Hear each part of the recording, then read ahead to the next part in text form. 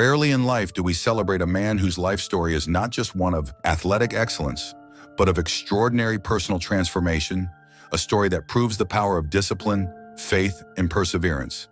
That man is Bernard Hopkins, a living testament to the idea that it's not where you start in life, but where you finish. As a young man serving time at the Graterford prison in Pennsylvania, Bernard made a decision that would alter his destiny. He vowed never to return after his release. He turned to faith in boxing, discovering a discipline that would become his salvation. Boxing wasn't just a sport for Bernard, it was a route to redemption, a way to channel his energy and anger into something positive. His professional boxing career began in 1988 with a loss, a humbling reminder that success would not come easily. But Bernard Hopkins was not a man to give up. He refused to let failure define him. Over the course of his career, Bernard Hopkins became a boxing legend. Known to fans as the Executioner, he dominated the middleweight division, holding the title for a record-breaking 10 years. But his most remarkable achievement came later in his career when he became the oldest world champion in boxing history at the age of 49. Bernard Hopkins' story is about more than titles and accolades. It's about transformation. It's about a man who refused to let his past define his future, who showed the world that even the most broken beginnings can lead to triumphant endings. Bernard Hopkins reminds us that discipline is the bridge between dreams and reality. He reminds us that faith can guide us through our darkest moments. And he reminds us that no matter how far we may have fallen, we always have the power to rise. Boxing King Media presents Episode 1 of our new series titled Boxing Kings, The Untold Story. Bernard Hopkins talks to us in detail about his childhood, which helped forge the man he is today. Whether they athletic, popular to the world of what they do, but here and around the world, you go to masjid, you go to Juma, you're a Muslim. It ain't you scored 50 points every game, you Hall of Famer, that's respected. But this is the ultimate respect for the religion that we all are champions in our own right. We respect everything that a person do that's recognized in this world, but there's nothing bigger than the law. It's easy for us, and I'm gonna use the word easy, yes. It's easy for a Muslim person to understand that it's bigger than him and anything he's accomplished in his career. Nothing bigger than religion. That's hot from my perspective. I'm your brother, they my brother, and it ain't no status, it ain't no, out of, control of celebrity and all that. No, you're a Muslim, you're Mu'min, period. Bernard not only practices his faith, he embodies its teachings in every aspect of his life. As Hopkins leaves the mosque, he greets a waiter from a nearby hotel with immense love and respect. This is a fundamental principle of his religion, which teaches inherent dignity of all human beings, regardless of their color, race, or financial status. Superiority is determined by piety and good character.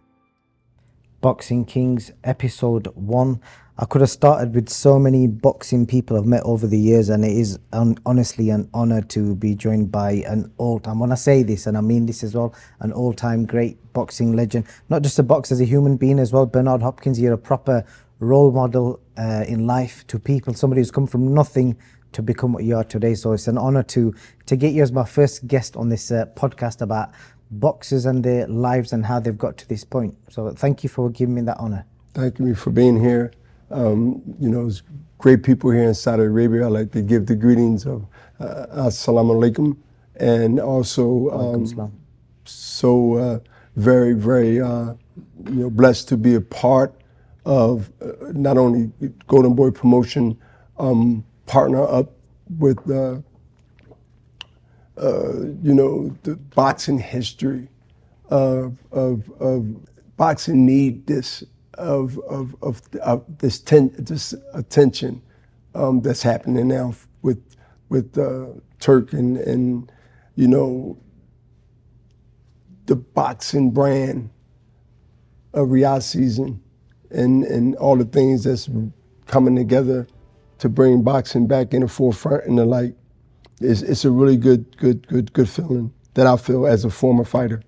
Well, it's a pleasure and honor to have you out here. And I think one of the things I wanted to say was, like, again, we have a lot of fans in their 40s and 30s that grew up watching you, but there's a lot of new age boxing fans in their 20s who will know your name, but they won't know your true history. So there's so much I could reel off, but the things that stand out for me is, like, we've seen the word undisputed, recently we've seen an undisputed heavyweight champion, but you was one of the very first undisputed champions. You were an undisputed champion at middleweight for 4 years, and he was also the linear light heavyweight champion.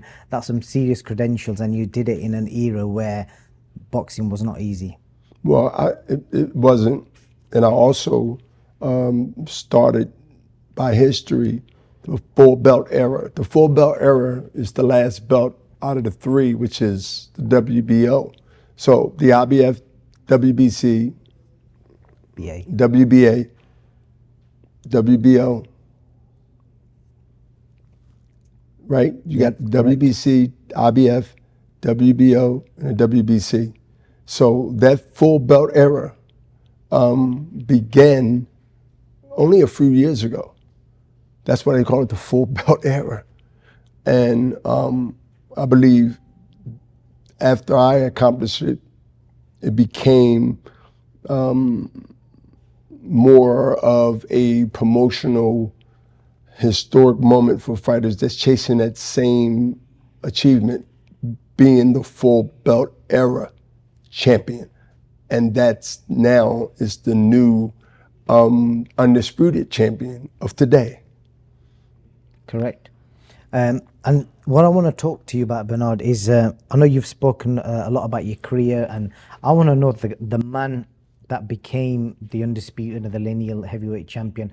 What experiences you went through in life that made you that great? So I'm going to rewind all the way back, and I know you speak really well, you look after yourself, so I know your memory is going to be on point.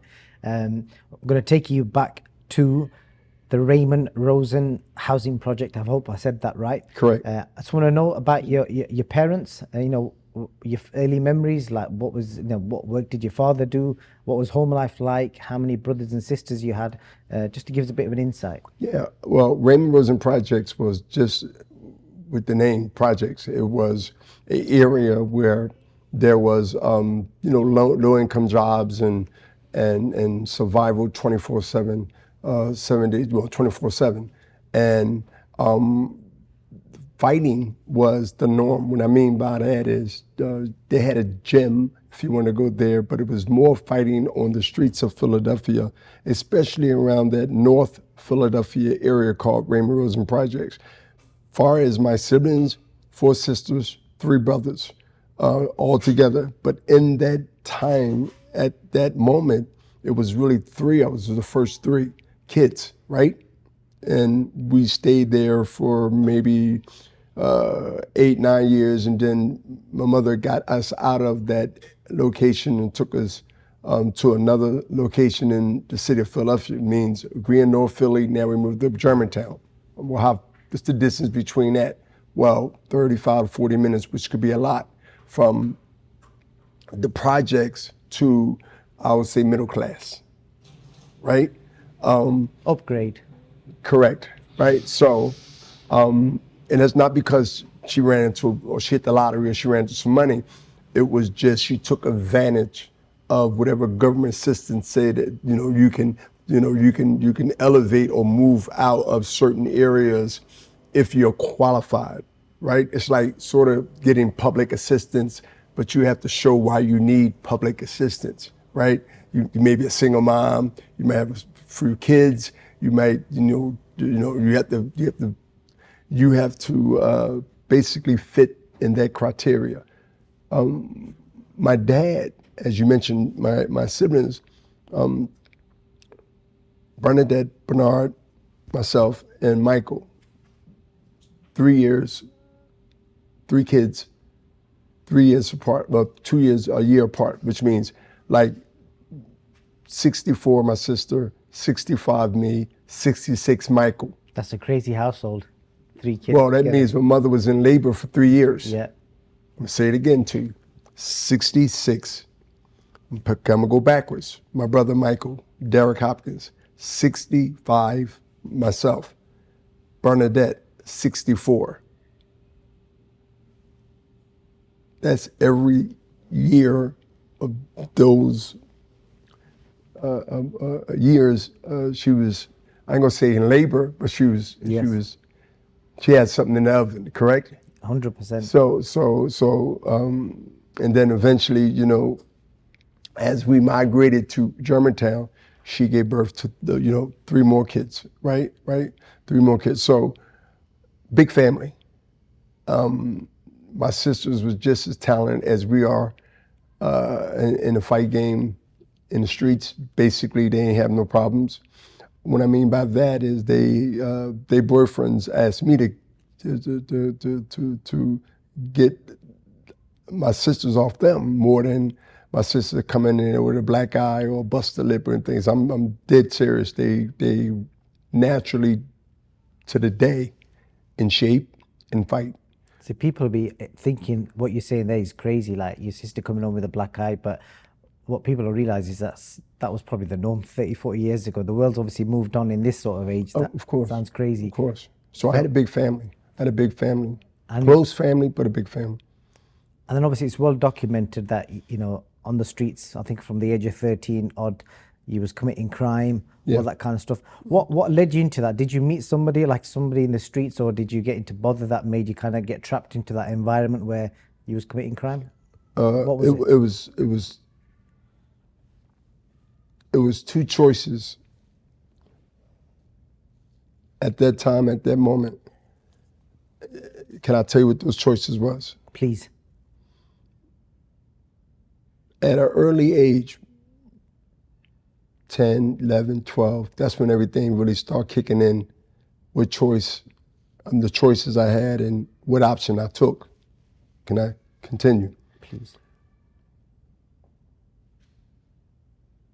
I witnessed how a lamb got treated, right? And how the wolf got respected.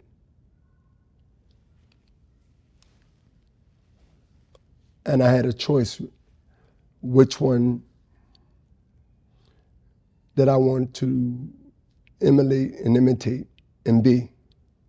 I see how the lamb got treated, very, very disrespected. And I see the power of the wolf amongst others who was wolves too.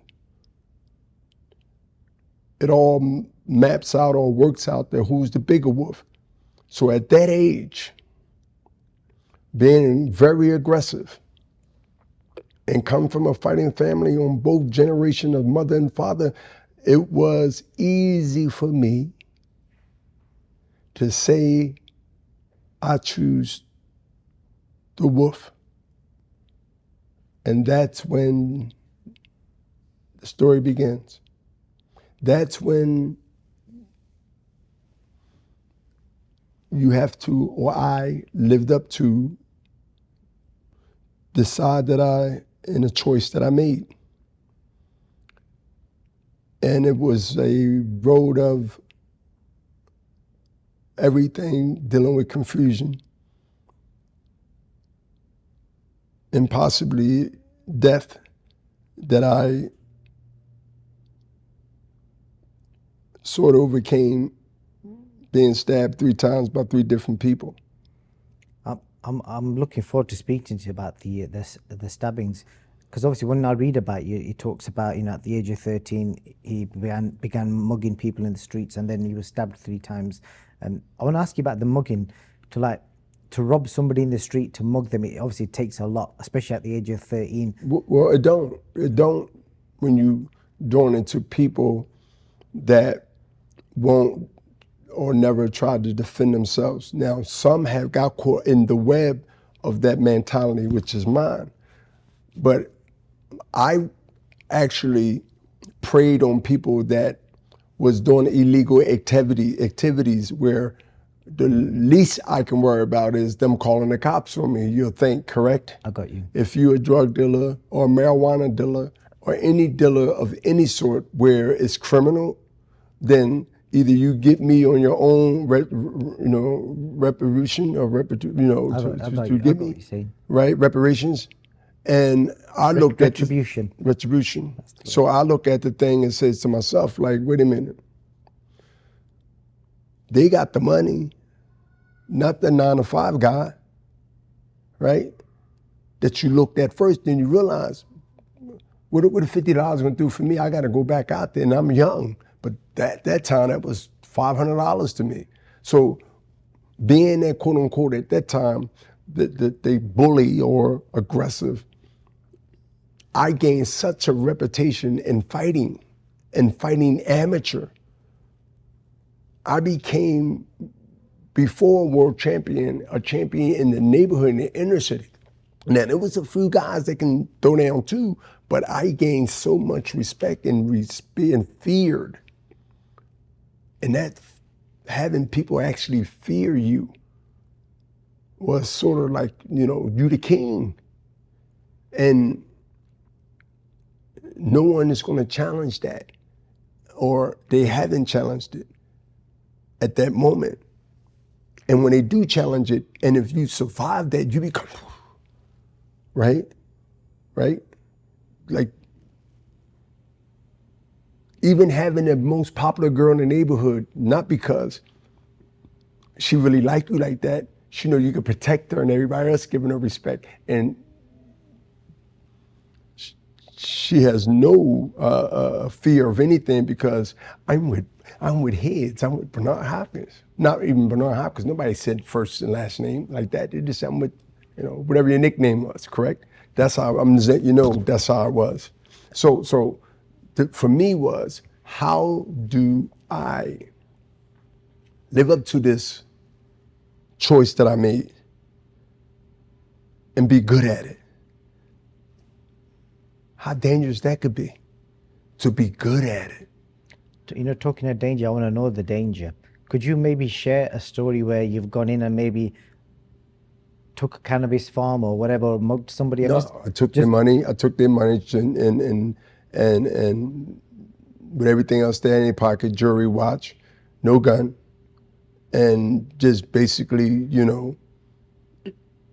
get the hell out of here after that. Do you have any fear when you're doing that, in that moment, when you're going up to somebody where you're saying, right, give me your watch? No. No? I'm cleaning them out. And then in some cases, right, you ain't even worrying about your life. I mean, look how much I've been safeguarded, even with my ignorance, because they was carrying guns then. People was carrying 38s then. I'm going back now. They're carrying 9mm now, but I'm talking about like you got to put the bullet in the chamber one by one. There wasn't no you squeeze and the 50 shots come out. Like, this how far we going back, but they still was carrying guns, correct? Right.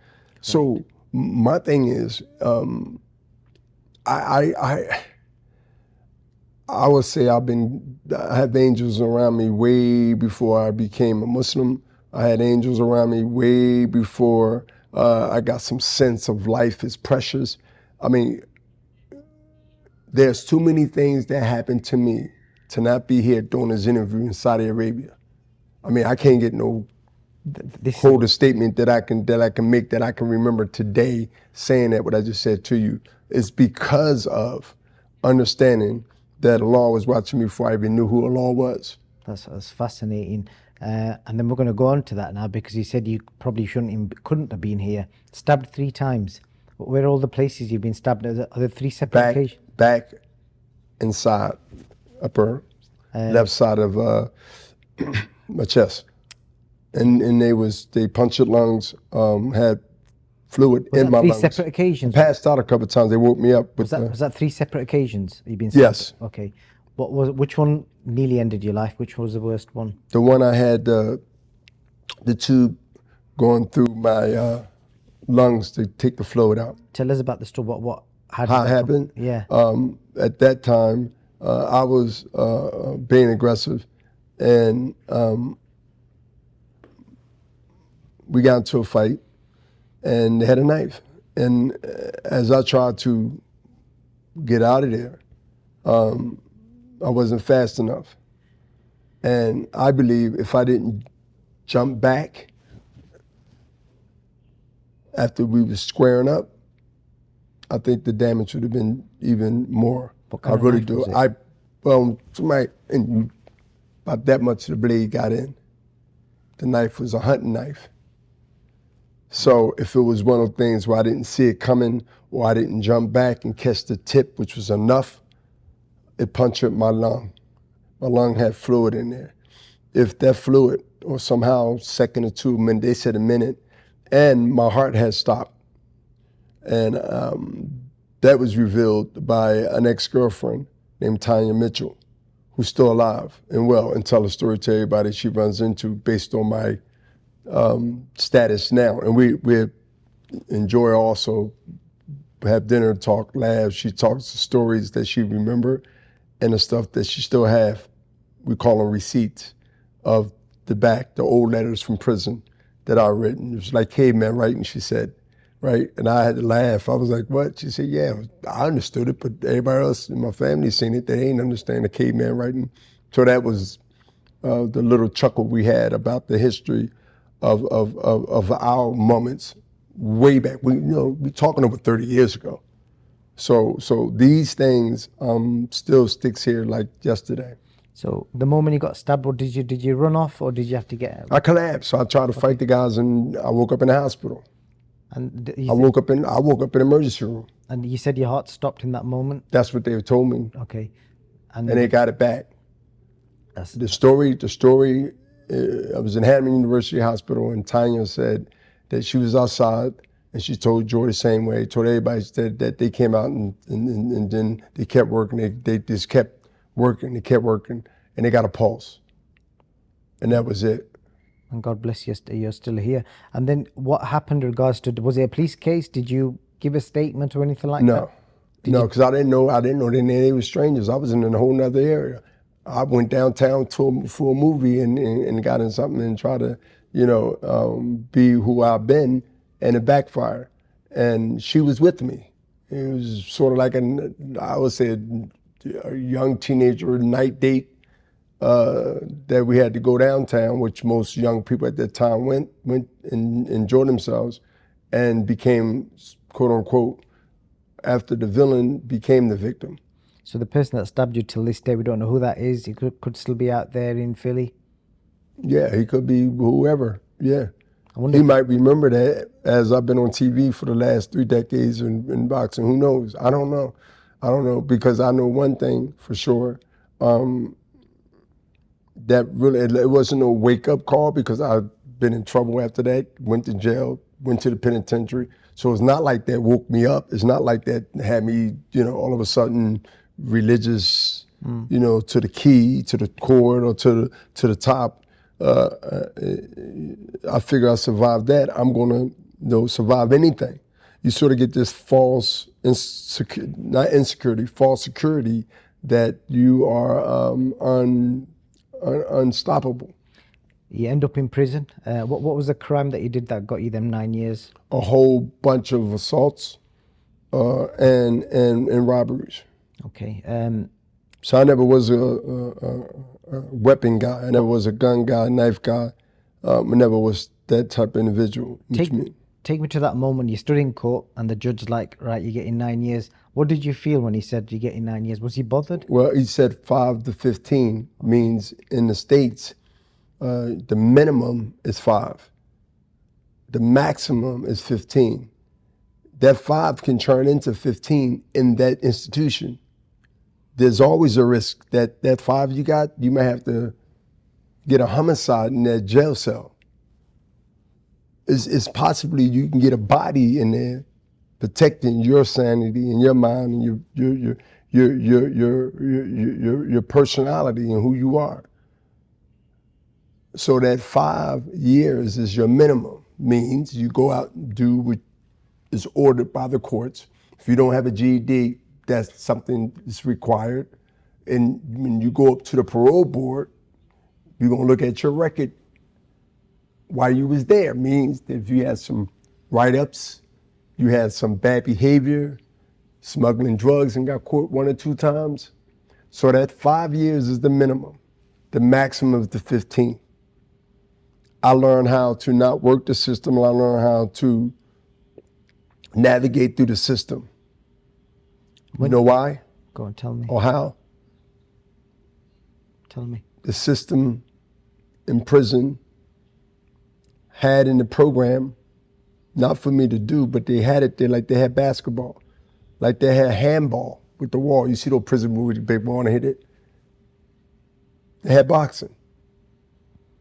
So tell me, as a young man going into prison as a teenager, looking at potential 5 to 15 years, did you ever have a moment in prison where you kind of broke down and said, shit, man, this is like this? Not there. Did you ever cry? Not there. No. No? No. Crimes for weak people. Yeah. That's how I thought. No, seriously, listen, right? They say no crying in baseball. You ain't crying in there. You have to, have I worried? Have I wished that I don't get as much time as they said I can get? Yes. Have I doubted certain things in my head? A lot of things going on? Yes. But far as crying, whether it's breaking down, crying, or a tear, that's not crying to me. Have I been teary-eyed? Yes, but crying, I don't know what your definition is between crying or a tear or damn, and you catch yourself. Yeah, but crying, nah. Because to me, I was brought up, not told by my parents. I was brought up. That is a clear sign of you surrendered. You done. And when you're in a situation with 1,800 men plus, and every day somebody is falling off the wagon because they mentally got beat down over the years. Here's another one. Either 302 means crazy house, or they fell into the good and the bad in their institutional world called the penitentiary. Can you understand how that play a role on your mind day after day, month after month, years after years? And that made a strong, disciplined mind that the world got to see for 30 plus years in the sweet science of boxing. So now, not that it was a secret, because it's been said and talked about before. How do you think I got my strength? How did you, now do you know, where did I get that from? Prison. One of the things that's documented that you saw in prison, I don't know if you've ever spoken about this, apparently you witnessed a murder, somebody who got murdered over a packet of cigarettes. Correct. What do you remember? Was that? Yeah. Tell me what happened. What did you see? Well, why? He didn't pay his debt. In prison, inmates, they sell cigarettes, means that you smoke, you ran out of cigarettes, I give you a pack, commissary next week, you gotta give me 2 packs.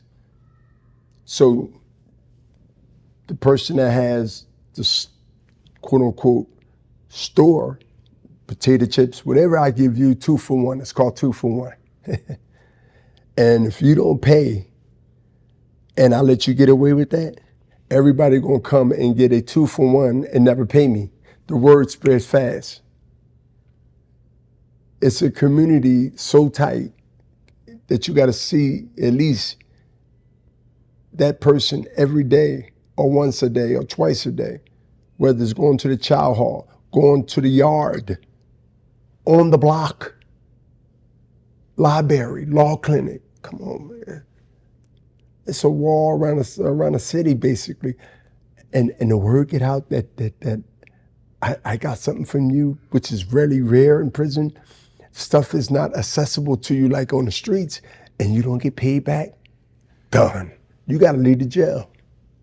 You better lie and say somebody's trying to kill you so you can get transferred, because you would never be respected. And if you in that situation and you're not respected, it's a wrap. Why you think I demand respect? I don't ask it.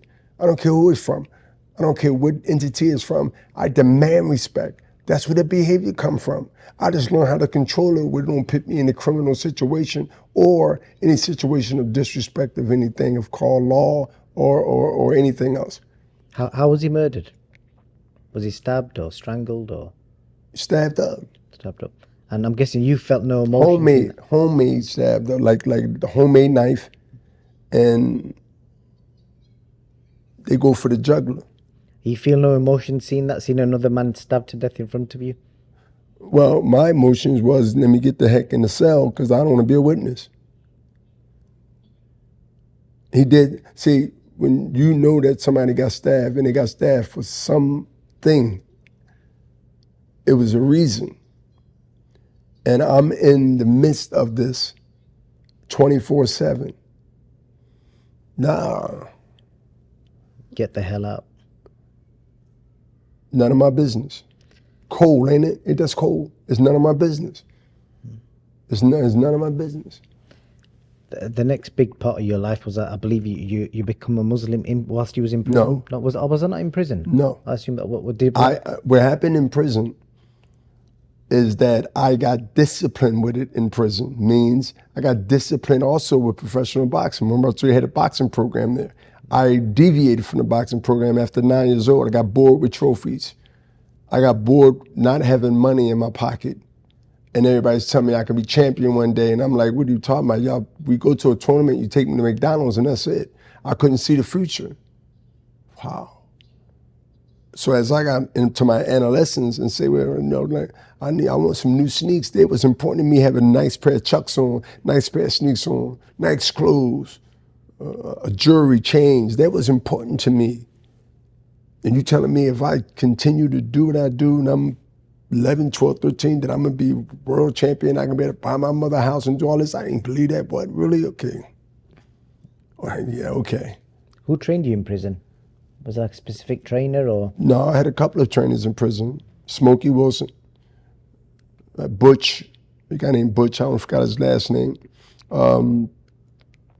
I had a few trainers in prison that was older heads, old guys that been in there for life or got life, and they was trainers. In prison, they had two sets of people, the fighters and the trainers. And the trainers was the inmates. And the inmates that wasn't a part of both of those sides would see the fights once a month when they have a show for the prisoners. Yeah, the prisoners fought each other. Blocks fought blocks means A fought B, B fought C, D fought, yo, this was to see me on an old footage that was given to me, boxing with all the inmates from four corners in that jail, and an inmate announcer, an inmate, Jabbar, Noonie Mims, it's an American name, Jabbar, who had double life, the Imam, was the head of the boxing program there. He was the shot caller, Muslim, and of course the Imam in the jail. Shamsuddin Ali, that's his, under his generation, I would say young soldier back then. But what was your record in prison? I lost about 2 fights out of 20-something fights because they had fights once every other month, I believe, sometimes once a month, because sometimes they had to shut the jail down because there's fights or stabbing and they didn't let nobody in. I had a pretty good, I had a good record, man. I was their champions when I left. When I left, it was, man, go back and do it for us. And can you understand, like, have you ever Googled Behind the Glory? No. Google Behind, you heard of Behind the Glory? No. Behind the Glory is like 30 for 30. You ever heard of that? No. 30 for 30 is like a segment that come on every day, every week, excuse me. And they talk about stories, you know, maybe a guy that with no legs who won a gold medal, you know, that type of program, you know. So a guy scores 60 points in an NBA game, something unique and different. Well, 30 for 30 is in HBO, right? They still do documentaries and they doing stories about amazing achievements from people. You better look at 30 for 30 Brian Gumble, a legend in the States, a legend out of the state, out of the United States also, based on the footage of me there showing Grady Ford, showing how I move to see the juvenile prison that I used to be in downtown before they ship you out. And I say the first time I get a chance, I'm gonna buy a condo and look at that every day. So as I get ready for a fight, I can tell them where I came from. I achieved that. Go to Behind the Glory, and you'll see that segment with Brian Gumble. And they got me looking out the window. And they said, Brian, tell me about the Youth Studies Center. I'm up on the 41st floor. Why did you get this condo this high, and tell me about it? Because they heard about it. They just want me to repeat that. I guarantee you, I wish you can do it before the fights tomorrow and say, man, I looked up Bernard Hopkins' interview with Brian Gumble. That would tell you everything. This is the that would tell you everything about what I'm saying up to now. Yeah, I'm gonna watch that today. Behind the door, behind the glory. And from prison, did you make any friends? Any friends that you're still in contact with now? Yeah. Still speak to A lot of them coming out. They had 30 years to life. A lot of them went back 3 or 4 times and came out. Yeah, I'm being hunted. I'm being hunted for a lot of reasons. And I'm not saying in a bad way. I'm talking about, man, you made it, man. And there were so many talented guys there. Why do you think they let me back into prison to spar to get ready for my local fights? Yes, you saw you shaking your head? They let me, and I got it on film. They let me come back into jail. We go through the metal detectors, my training and everything, and we spar the guys, and then I fight at Atlantic City, local 4-rounder, 8-rounder, 6-rounder, until I elevated up to a contention. And then it went skyrocket. I wanted to go back. And you know the reporters, and I'm gonna say like yourself, right? Even though you are you, right? I'm talking about, so I'm doing this freelancing, doing the whole thing.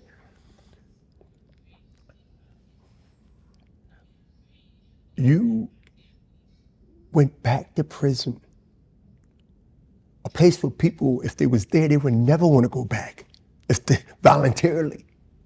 And you went back there for what? Knowing that these guys is going to be on my butt. They want jailhouse conversation. Cred means that they can knock my head off. They got something to talk about. And I'm home. A lot of them want to be home too. They really want to kill me.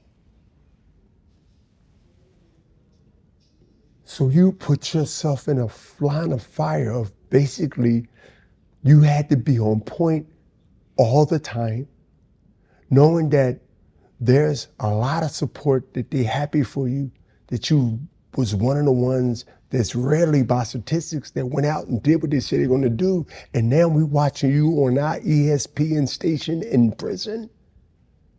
And you coming back to get the good sparring in prison, and they wanted to knock my head off, and that's what I wanted. And they asked me, most people that leave, run, never come back. That's an amazing mindset, and kind of shows what the work you would have got in prison, you wouldn't have got that kind of work outside. But isn't that something that playing chess or playing a long game is that's a smart individual that understands what moves him. To be able to not be emotional and say, it's bad luck to go back there. Why would I go back there? I never want to see that place again. It's the opposite. I didn't say I wanted to come there and be Y4145, my prison number. I wanted to go there to know that there's some that's happy for me and there's some that's not. I want to be amongst all of them. Why do you think I can deal with the chaos and the subterfuge and deceptions in the game of life now? You think I can't recognize a hater with a smile? I've been conditioned to deal with something that I had no idea that it was going to manifest, but I knew I couldn't give up. And now that I got there, and I'm heavily into it on the business side, you don't think I know when somebody is BSing me?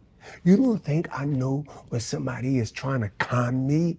How you going to con an ex-convict?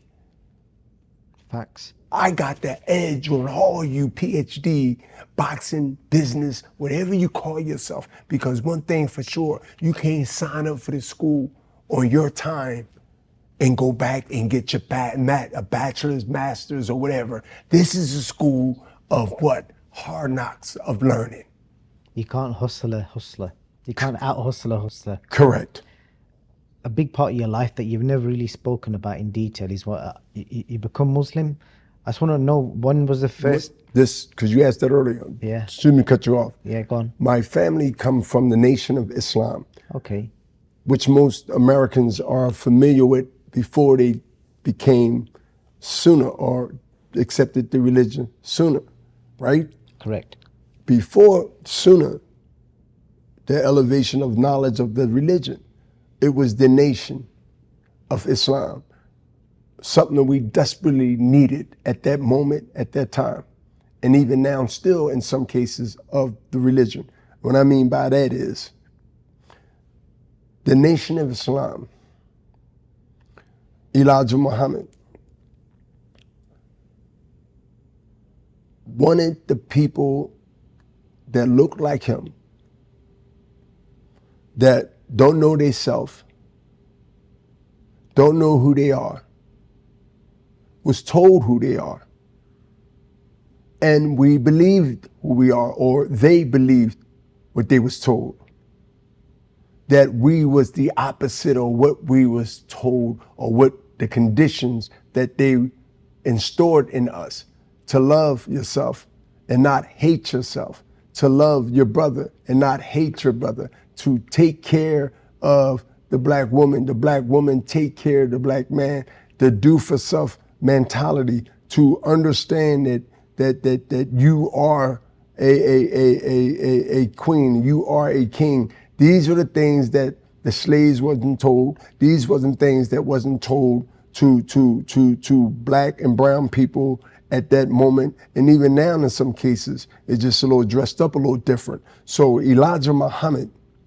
instaured discipline along with knowing who you are, knowing that you are a powerful, and the enemy knows that.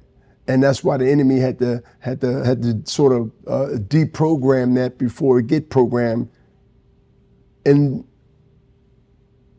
the genes of birth, to let us think that we are here just to be what they want us to be, whether it's labor, whether it's blind, deaf, and dumb, or any sorts of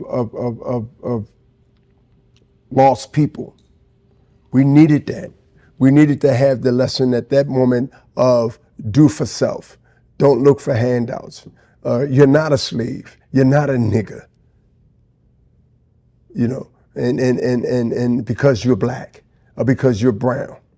So you come from a family of Muslims already then? Correct. Okay. So Who converted most of them. Okay.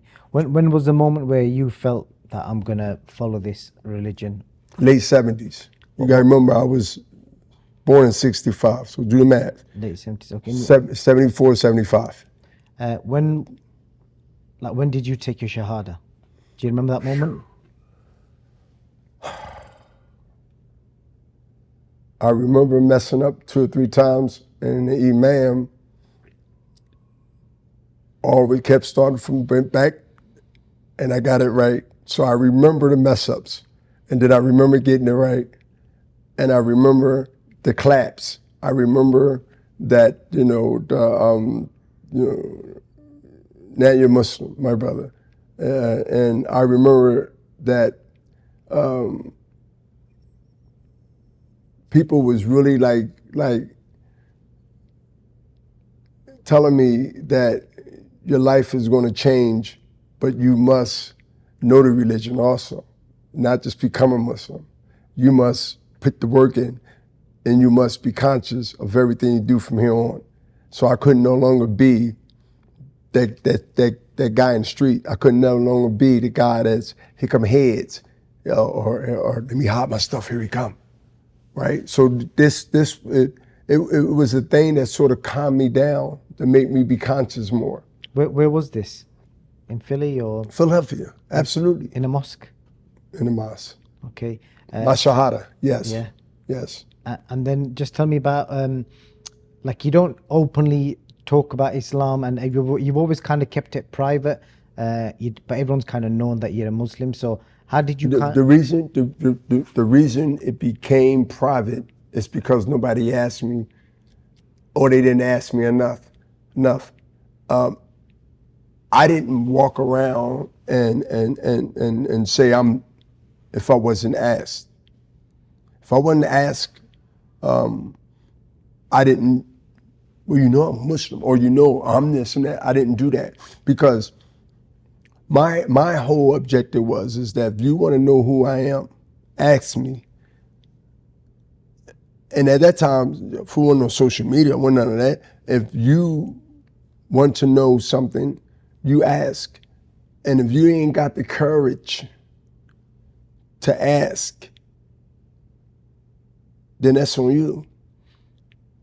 Okay, because and then the time in my life, no, in the time, it's a great question, but in the time of my life, people start asking, and I don't know what, say my 20s, and the most, and some of it is true. Stereotype is, and I tell my people, I tell the same thing. I said, when people say you're a Muslim, then they ask you, and then they heard somebody told them you've been in jail, they figure you became a jail Muslim. Yes. And so I've dealt with that, the jail Muslim mentality of the perception. It's like a stereotype where they think you might be forced into it to join a gang. That's what Correct. people think, yeah. Correct. Now, some have, I believe, the intentions was to keep people off them, right? They had the Nation of Islam in prison. It wasn't just the Sunni Muslim in prison and Jumu'ah on Friday. You had the Nation of Islam in there also. You had the FOIs in there. So you had Christians in there. You had non-Muslims. You had atheists. You had different sets of people. You said it true, like a gang. That's how the administration looked at it under the disguise of a religion or a Bible or a Quran. So my thing was, once that came clear to me, it wasn't to my disadvantage to say, hey, I'm a Muslim. The first thing, well, Bernard, I know you did you become a Muslim in jail? That's the next follow-up question. And I don't have no problem asking about it. No. Was I active and new early on in my life in society? No, I was running around. That's why I'm in this position. But as I evolved and one age became another age, I had to rely on something. And every partner I had on the street, every guy I rolled with that was in the same mentality, my homie, my road dog, or somebody that was in the same mindset I am, when betrayal and people get locked up and this happened, all these things happen, you're gonna have to reach out to something. And that something ain't a human being. So you start understanding, at least I did, that I had to reach on something that I would say protect me from those who plot against me. And I had to ask Allah and it didn't come right away. It didn't come on the thing and did something open the sky up and the next day, nah. I believed in that. My faith got stronger as I faced a lot of things. The reason I asked you that was because, you come from an era where, obviously, you just missed the Muhammad Ali era where he was loud and vocal about his religion. Prince Nazim Muhammad boxed around your time, very loud and vocal. You would have seen these guys do it. I have. But you was never tempted to be that loud about it. And no. Just interested to know. And I've said on HBO, I said in many stations, I give all praises be to Allah. Prophet, I give all praise. On HBO, you can look at it. Bernard Hopkins, Larry Merchant interview. First, I like to give all praises be to I like to give all praises be to Allah. Peace and blessings be upon him. And then I go and do an interview. It's many times within the last 10 years, because I retired 7, 8 years ago. My math is right off of a year or two. They definitely know that I've been on TV saying that Matter of fact, the Ryan Garcia, you ever heard of him? Yeah. We promote Ryan Garcia. He beat Devin Haney. Me and his dad been going through all that stuff. You probably read about it and heard about it. I have. When they made the announcement, you got me in the middle of the ring. Praising the Lord. Did you see that? I saw that, yeah. So, brother, let me tell you something. Go to the Larry Merchant interview. And Larry, after I got done, well, let's just get to the fight. He tried to cut me off. I put it out there. Yeah, I said it openly. I wasn't obsessive, but I wasn't. Overly preaching. No. Yeah. No, they know who I am. Yeah. And guess what? The best way to show somebody who you are, even if you tell them once, you stay disciplined to what they don't understand. It becomes strange to them. See, people, most of them, are afraid of something they can't understand. So that's why he's in shape. Muslims are disciplined. I heard about them. I hate that all the time. True, that's part of it too. So how many great weapons I have on my side? He Muslim, part of the Muslim religion is discipline, patience, understanding that Allah got your back anytime. So don't wait for time for it to happen. This is the things that kept me alive mentally, kept me sane too. Others around me, not bad people most, because I don't keep a crowd around me. I'm considered a loner, and I've been told that multiple times, but I'm not a loner. I just understand that we don't have to agree to disagree. But you respect me, I respect you. And that's why we are considered friends. That's a fascinating explanation. It kind of explains what was on my mind. Your food's here, so I've just got a couple of more things I want to run past you. 5 minutes? We've got 5 minutes. When you took your first loss against Clinton Mitchell, it's interesting. I was looking at his record. He went on to win another 3 fights, and then I think he lost one, and he never fought again. What did you do in them 18 months after your first loss? Because that must have been a hard loss to take. What did you? Because it was a long period before you fought again. What was you doing in that period? You're a bright man. You know why I said that? Go on. Because very few reporters ask me about the years I lost to Clinton Mitchell and what you do really for that 2 years, 18 months, right? Because you prepared for that moment in prison, everywhere. And I still had, 7 more years. Yeah. Right? Only been out, a year. Took that fight right away so I can not get caught up in the streets, right? Was I prepared for it? Yeah, I thought so. Was I experienced to win? No. This guy's Golden Gloves, New York, you read his record. Yeah. Wasn't no joke. He won fights after he lost to me, correct? Correct. All right. I'm going to ask you a question now. May I, sir? Please. Okay. It was a life-changing tug-of-war between Shaitan, the streets, again, at the moment in Black America, drugs and fast money and everything else was running rapid. Correct? Correct. That 80 and 90 era, the late 80s and 90 era, correct? Correct. All the guys, and some of them that's still around, that feared me was kingpins.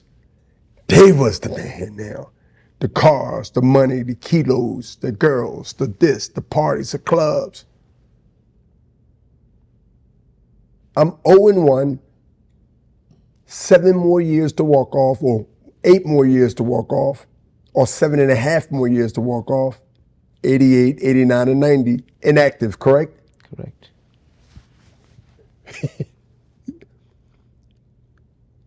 I met a guy named John Rizzo, Italian, hard Italian, owned a roofing company. approached me in a breakfast spot in Philadelphia, and we talking about boxing, and I'm running my mouth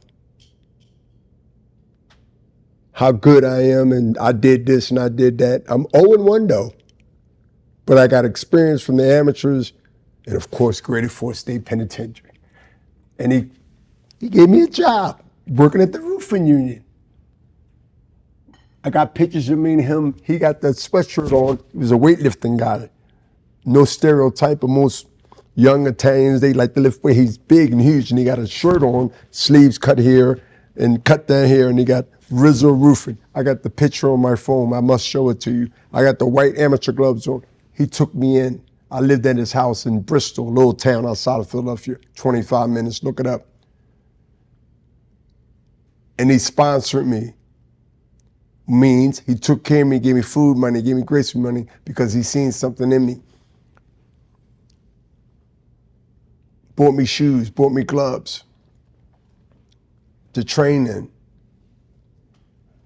The job saved me.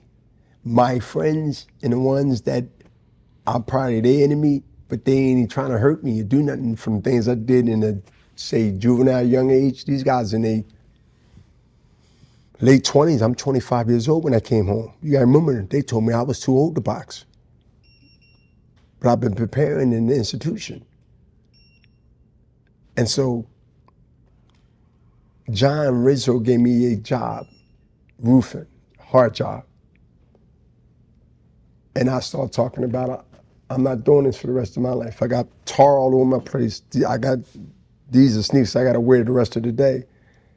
And he took me to a gym and said, if you really can fight, I'm gonna take you to a guy that I know this. And I'm like, okay.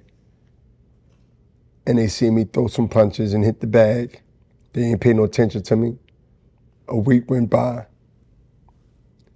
I went in the ring and sparred a guy. And they said, yo, he need a little bit of this, a little bit of that. Yo, he got natural skills. I said, I told y'all. I told y'all. Boom. Wow. And that led into, he passed away. I still keep in touch with his family. I got receipts, pictures from then, and how he became really proud of me when I came home and he read about me and started hearing about me, and he had a heart attack. He had a heart attack because he was a big guy. I believe, he juiced up a lot, and he passed away. He was young. John had to be in his 50s. Yeah. My last question is about your partner, so no pressure that she's here. I spoke to Miguel Cotto the other day, and I love talking about boxers' mindsets with regards to finding the right life partner. Boxers are in a position where you could, there's a lot of women that would, want to be with somebody like yourself because of the personality and the kind of person you are. What qualities did you look for in your partner for her to be sat here with you today? Loyalty, discipline, caring. How do you treat your mother? How do you treat your siblings? How do you treat your family? Has a lot, how do you treat yourself? Has a lot to do how you treat me. See, I'm past that stage, and not because of age, it's because of knowledge and understanding. And my travels of not knowing or letting lust or letting what they wear, what they have be part of the major decision. That's who I want to be with. Do I want to be with her for life, or do I want to be with her for the moment? It comes with failed relationships. It comes with disloyal on both sides, mine or theirs. And then when you understand that in time, inshallah, you find that a lot of stuff that you think is cool back then, it gets old. But when you know that this is the moment and the one, you'll know. And you ain't even got to be super wise to know. You just had to go through stuff before you know what you know, and that's the one to be able to say, I want to spend the rest of my life with. Or on top of that, I am committed on my side to do all I can to protect everything from top to bottom. They can't interfere with that. And that's not easy, especially when you're in the public eye.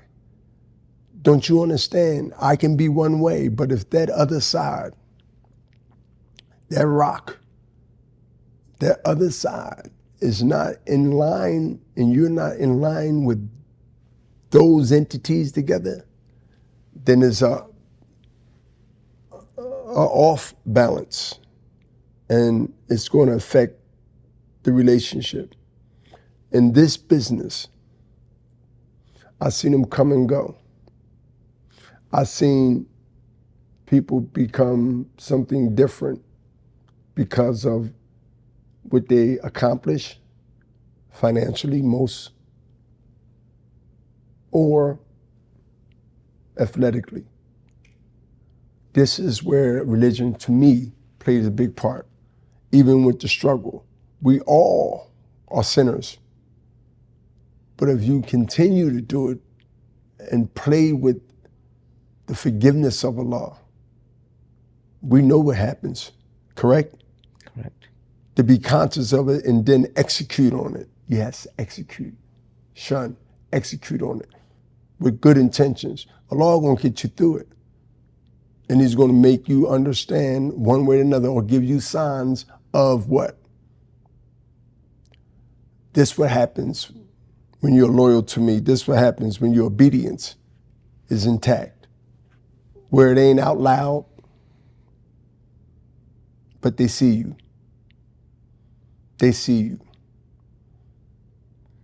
That is beautifully put, and I think hopefully boxers, people in life will draw inspiration from your story. There's so much we can talk about, but I just wanted to capture that early Bernard Hopkins that became the man you are today. So I genuinely appreciate your time, my brother. Thank you so much for giving your time, because your time is precious. Yes. To spend it with the... Our time is precious. It is. That's again, the separation of who you are and who I am. It's good. I'm not downplaying my hard work and dedication, but your time could be spent somewhere else doing something that you might want to do personally or non-personally, but your time is equal to mine. And this is not being overly patriotic, this being somebody that understand that you might not be me in sports, but just like my time is precious, what makes your time not precious either? Because time is either, depending on where you at, your enemy or your friend. In this case, I would say time is my friend. That shows how humble you are. Thank you, my brother. Thank you so much for that. That was beautiful. Appreciate that. No problem.